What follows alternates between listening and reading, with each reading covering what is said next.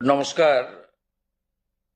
আজকে এই দুপুরের পর থেকে আপনার ঝড় বৃষ্টিতে এবং বজ্রপাতে কলকাতা সহ রাজ্যের বহু জায়গায় অনেক ক্ষয়ক্ষতি হয়েছে। আমাদের কলকাতা কর্পোরেশন, বিধাননগর কর্পোরেশন, এগুলোতে কলকাতা পুলিশ কর্পোরেশন এবং আমাদের যারা লোকজন আছেন তারা করছেন। মাননীয় মন্ত্রী অগ্নিমিত্রা পাল মহোদয় এটা মনিটরিং করছেন, অনেকটাই ক্লিয়ার হয়েছে। তো ওভারঅল রাজ্যের বহু জায়গায়, সাউথ চব্বিশ পরগনা, নর্থ, হাওড়া, হুগলি, পশ্চিম মেদিনীপুর এবং পুরুলিয়া, এই জায়গাগুলি থেকে অনেক জায়গা থেকেই বড় বড় গাছ পড়ে যাওয়া, অন্যান্য অনেক কিছু খবর এসেছে। কলকাতাতেও দেখেছেন কিছু গাড়ির উপরে গাছ পড়েছে, কিছু ইনজোর্ডও আছেন। আমাদের এই ঝড়ে এবং বিভিন্ন কারণ আছে, ইলেকট্রিক শক আছে, রেলের আপনার হাউস কোলাপস আছে, আর আপনার লাইটনিং আছে। সব মিলিয়ে 7 জন মারা গেছেন। 7 জন মারা গেছেন। আমরা এখানে হোম সেক্রেটারি আছেন, ডিজাস্টার ম্যানেজমেন্টের সেক্রেটারি আমার সাথে আছেন, আমাদের মাননীয় মন্ত্রী আছেন নিশীথ প্রামাণিক।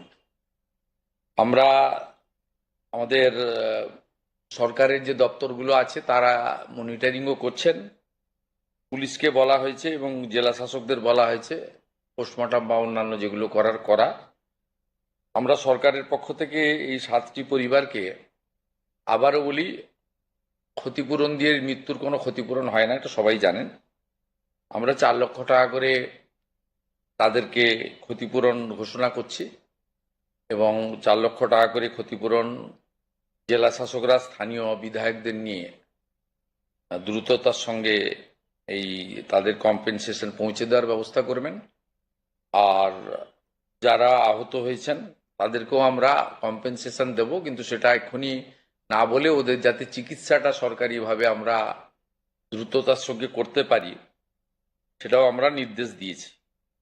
এটাই আমাদের ছিল। এবং আমি দেখছিলাম অনেকেই বলছিলেন কলকাতায় এই বড় বড় গাছগুলো, অনেক পরিবেশবিদরা তারা বলছিলেন এই গাছগুলোর কিভাবে রক্ষণাবেক্ষণ করা যায়। আমরা সিএসকে বলেছি, ফরেস্ট, এনভায়রনমেন্ট এবং কেএমসিকে নিয়ে কথাবার্তা বলে এই ধরনের ন্যাচারাল ক্যালামিটি তো শুরু হলো, এটা চলবে মানে বিভিন্ন সময়ে, কিভাবে এটাকে একটা প্রোটেকশন নেওয়া যায় সেজন্য তারা দেখবেন। কিন্তু আপাতত গোটা রাজ্যে যে 7টি এই ধরনের ক্যাজুয়ালিটি ঘটেছে তাদের জন্য আমরা 4 লক্ষ টাকা করে কম্পেনসেশন, আহতদের পুরো চিকিৎসার দায়িত্ব নিচ্ছি। আহতদেরও একটা আমরা কম্পেনসেশন দেব, সেটা আমরা পরে পৌঁছে দেব, কিন্তু তাদের চিকিৎসার সম্পূর্ণ দায়ভারটা মানে দায়িত্বটা সরকারের পক্ষ থেকে আমরা নিচ্ছি।